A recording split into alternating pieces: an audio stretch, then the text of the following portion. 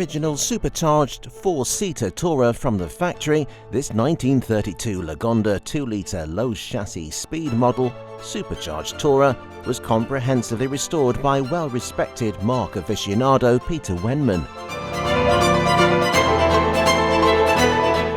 Having resided in current ownership since 1985, it presents excellently and has been used for long-distance trips such as to Le Mans.